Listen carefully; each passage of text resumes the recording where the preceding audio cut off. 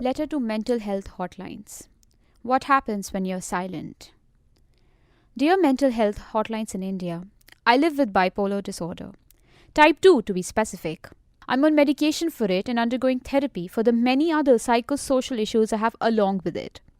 2 sexual assaults, childhood sexual abuse, substance abuse, mine, and the lingering effects of having grown up with parents who both had drinking problems. And as a 25-year-old, the various existential issues that accompanies this odd age. Most of the time it's hard, and I feel as if the only thing I have expertise in is in falling apart over and over again. But make no mistake, the consequence of every hurdle and disappointment has only made me more empathetic, and while I'm great at falling apart, I've also mastered the art of rearranging my broken pieces. In May 2017, I was sexually assaulted. Well, sexual assault is a kinder, perhaps more politically correct way of calling rape what it is. A friend was the perpetrator of this violence. At that time, a massive heartbreak from a pretty serious and long-term relationship had rendered me helpless and my judgment clouded. I had been sleeping around and also had a problem with alcohol, which meant I was drinking from the time I woke up till the time I passed out. If this wasn't enough, I was still struggling to come to terms with an illness that seemed to warrant out of me a responsibility that felt imposing and intrusive. I reached out to you then. I was frightened and frightening, but not stupid. I knew that my support system was not equipped to deal with the trauma that I had faced. And I also knew that this was such bad timing. Personally and professionally, not just for me, but for everyone who cared about me. Most people don't sign up to address these issues, and a majority of my friends fell in that category. But you did, and I did. Oh, just by the way, I'm also a mental health practitioner. My education in life so far has ensured dignity for me, and to take it one step further, privilege too. Not in preventing violence, but in ensuring that I had the resources and skills to deal with social issues, most of which for me included my health.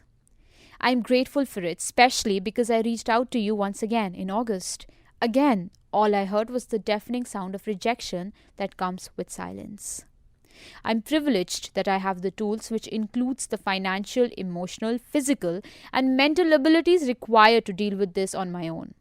I'm privileged that I have the tools which include the financial, emotional, physical, and mental abilities required to deal with this on my own. Today, however, my call history will reveal frantic efforts to once again get in touch with you. Call it what you want: manic, suicidal, depressive, desperate, whatever suits your vocabulary. The call history remains unchanged and the results of my attempt futile. An operator telling me that despite trying for 2 hours, you're still unreachable. A silence that is filled with shame and feelings of utter and complete despair and rejection. Numbers that no longer exist. I was anxious and scared and have a history of self-harm, something my therapist gets an earful of every week. He was unavailable today. But you did something worse, gave me hope when there was none. I'm sorry that I didn't resort to the option of writing to you. Perhaps you're not aware that anxiety can take away the capacity to frame an email. Or anxiety in my case, could manifest as the fear that someone from my network will open that email and my identity will be further compromised. You don't owe me an answer for being unprofessional and unethical with claims that border on medical malpractice. See, I understand the stresses of the job. You do, however, owe the many other people you provide hope to an explanation.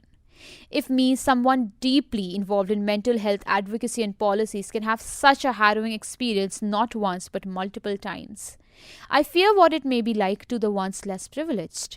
So please, don't claim to be available 24/7 if you're not. If you're going to be unavailable during certain hours, update your website. Be clear what kind of help you're willing to provide and to whom. Put big, bold disclaimers, because the one thing that has helped me the most is honesty. Good intentions are hard to live up to, but not impossible. You're not responsible for the outcome, but you're responsible for services that you claim to provide. And the organizations that provide these resources are too. I hope this letter is used as an opportunity to be better and change, not discourage or dishearten both service providers and users. Sincerely, the other line on the phone.